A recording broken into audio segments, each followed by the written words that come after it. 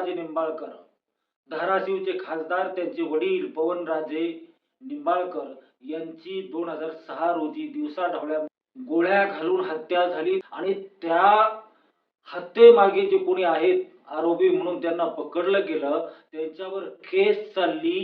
केस 20 वर्ष चालली आणि 20 वर्षानंतर कोर्टाने निकाल दिला की हे सर्व आरोपी निर्दोष आहेत. मग न्याय कुणाकडे मागायचा? हत्या तर झाली. मग त्या गोळ्या त्यांच्या शरीरामध्ये घुसलेल्या गोळ्या त्या काही आकाशातून त्यांच्या शरीरामध्ये घुसल्या होत्या का? सबळ पुरावे कोण गोळा करणार? पोलीस किंवा सीबीआय. आणि हेच हरामखोर जर सत्ताधाऱ्याच्या दबावाखाली काम करत असतील तर मग कोणालाही या देशामध्ये कधीच न्याय मिळणार नाही. पण कालचा जो निकाल आहे तो निकाल ऐकून संपूर्ण महाराष्ट्राचा न्याय व्यवस्थेवरचा, पोलिसांवरचा विश्वास बुडाला. आणि अशाच प्रकारे जर न्यायदान होत राहिलं तर न्यायालयाची गरजच संपली असं म्हणावं लागेल.